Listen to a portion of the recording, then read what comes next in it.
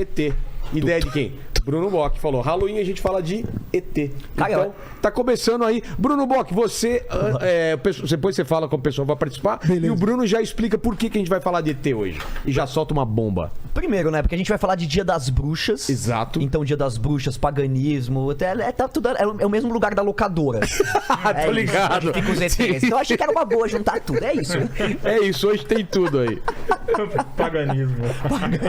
Schwarzer. Bom, eu tô aqui para falar pra galera que Bob Lazar é uma farsa. Opa! Já vou com 2 pés no peito, essa que é a verdade. O Lene tá apanhando nas câmeras aí. Corta pro Schwarzer, por favor. Aí, agora acertou. É cara de denunciante mesmo. Olha só. Mas você foi bem técnico, assim, porque o pessoal já viu que o negócio vai ser hardcore, né? Exato. Hardcore, cara. Bomba, Sergião. Bomba. Bomba. É tudo drone, cara. É tudo drone? Eu tenho uma também. Tem. Bomba, Bruno. Bomba. Os aliens greys não são cinzas. Na verdade, aquilo é uma roupa de proteção. Olha. Essa aí é uma novidade mesmo. Durmam com essa. Então eles não andam pelados? Eles não andam pelados. Caramba, você soube. Não, seria uma loucura, né? Sair com o Bilal. Bomba aqui. Deixa pra lá, não vamos falar disso. Na verdade, os discos voadores já foram substituídos, estão todos no Spotify agora. Não é mais disco, não é mais MP3. Eles são voadores que estão na nuvem. Exato, tá na nuvem, tá tudo no Spotify. Mas sério, vamos falar sério aqui. E eu rezo a Deus que o Paquito ainda acerte minha câmera, que eu tenho que ficar baixado aqui, porque ele tá cortando a minha cabeça. Um dia eu acerto. Um dia certo. Então vamos lá. Como vai ser a participação do pessoal aí? É o seguinte, já tá fixado lá no chat as regras, tá bom? Você pode participar com pergunta, comentários, né? E aí a gente, lembrando que a gente se responde sempre assim. Fica tranquilo, cara, vai de boa aí, o Lene tá tô assustado hoje, tem muita gente feia aqui, cara. E aí eu vou pedir pra você se inscrever no canal, já se torna membro, já dá like nesse vídeo que é muito importante e bora que hoje é aterrorizador. Vamos, tem uma garota atrás de você que tá com o queixo zoado, olha só. Exatamente, ela falou que ia se maquiar, eu falei, mas não precisava. Eu usei essa até, eu não preciso. O já tô aqui aí... assustador o suficiente. Tem gente que vai pro Dia das Bruxas fantasiado de sacane. Exatamente. Sério? Tem a máscara aí. Olha o nível de fama, cara. Tem a máscara por aí. E eu acabei de voltar aqui do Supercopa Desimpedidos. Meu time perdeu, então estou todo machucado aqui porque eu caí no caminho. Espero que vocês entendam aí. E Bruno, comece contigo aí. Cara, estão acontecendo muitas coisas aí, muitos avistamentos, você tem histórias. O que a gente vai falar hoje? Deu uma escalada aí do que é. Cara, eu acho legal a gente bater um papo, que muita gente não sabe, isso é um papo que é uma novidade, mas desde mais ou menos 2017, né, que a gente tem visto a mídia internacional levar a história da ufologia muito a sério, né? O que era antes uma coisa de gente que coloca o alumínio na cabeça, ou antes era ridicularizado, hoje eles estão levando a sério e discutindo como se fosse algo, um tema de segurança nacional. E eu fico muito feliz de estar aqui falando disso ao lado de pessoas que eu assisto, que eu adoro, que são meus ídolos, e que falam de ciência, porque até o momento eu só tinha louco conversando sobre ufologia. E é muito difícil ter credibilidade. Vai mudar muito.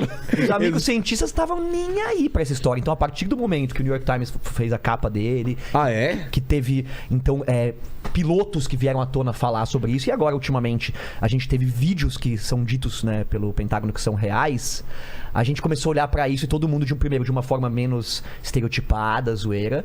E, por exemplo, um piloto que antes tinha vergonha de ser ridicularizado, hoje ele tá vindo ao público falando, pô, eu vi aqui, ó, apareceu mesmo, saiu áudio pra todo mundo ouvir. Então eu acho que a gente tá nesse momento onde a coisa mudou, né? Onde... Cara, eu era maluco, agora eu tô aqui sentado com a galera da ciência. Chupa, Castanhari!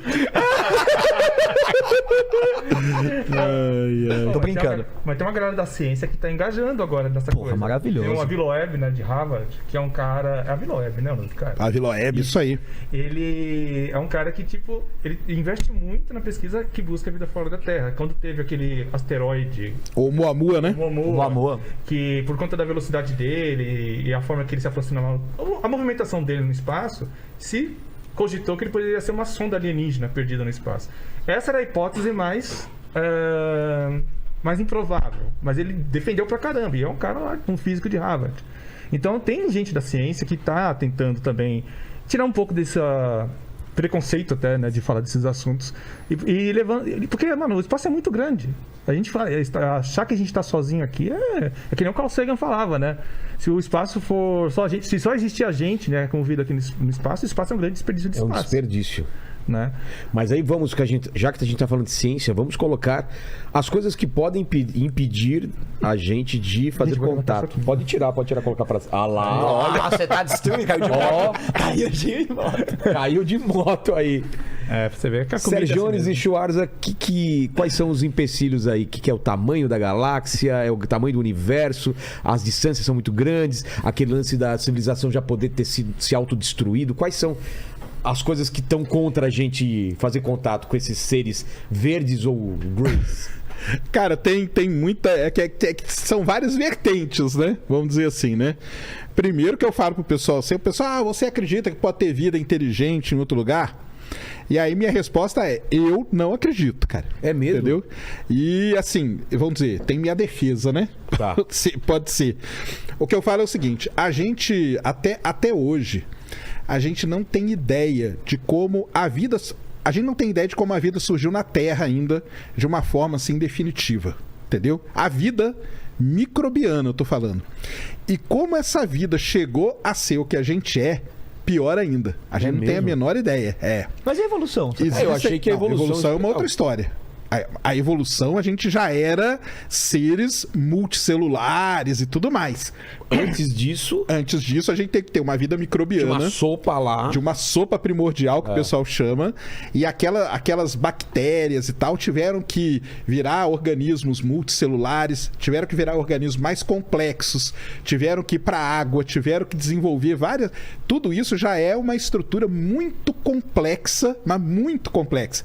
Até chegar a ser um ser inteligente, né? Vamos dizer que nós somos inteligentes, é muita coisa.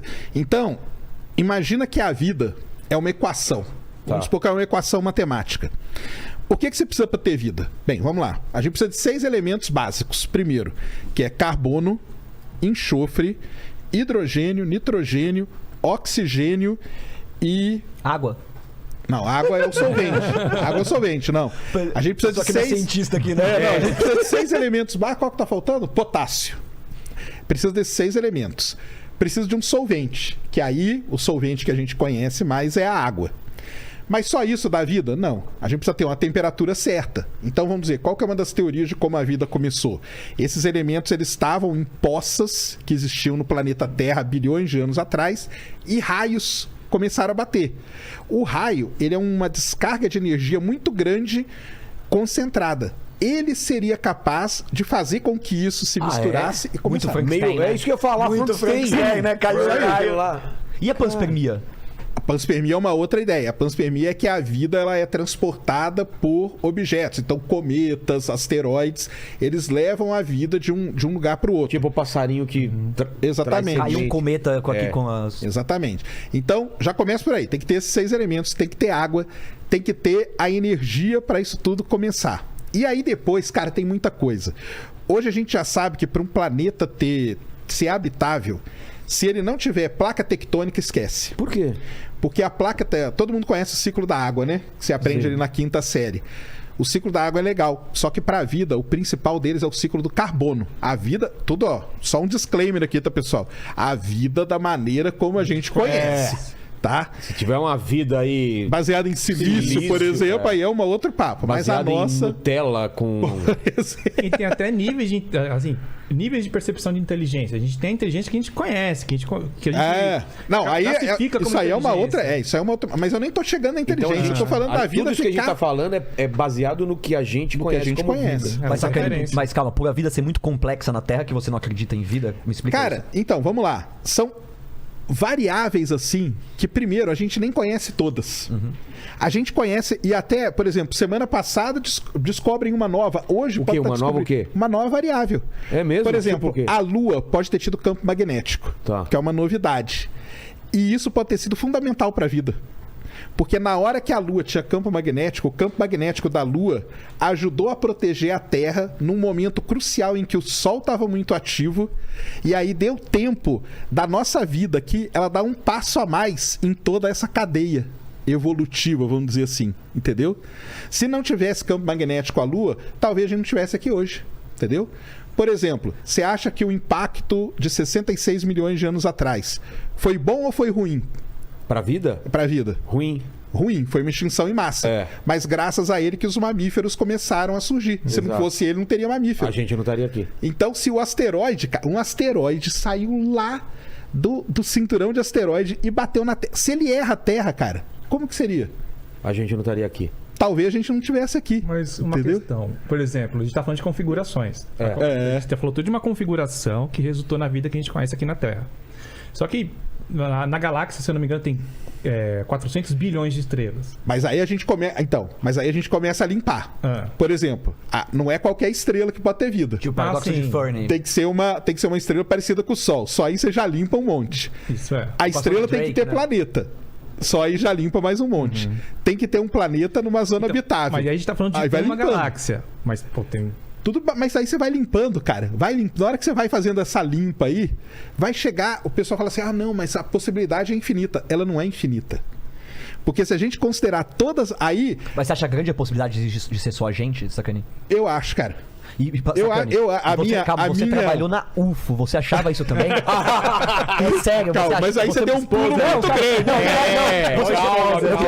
Eu queria saber Spoiler. eu queria saber se o editor da UFO, na época que eu lia, ele acreditava nisso ou ele mudou de opinião durante o tempo, entendeu? Sim. Exatamente. Você trabalhou Então, na UFO, então?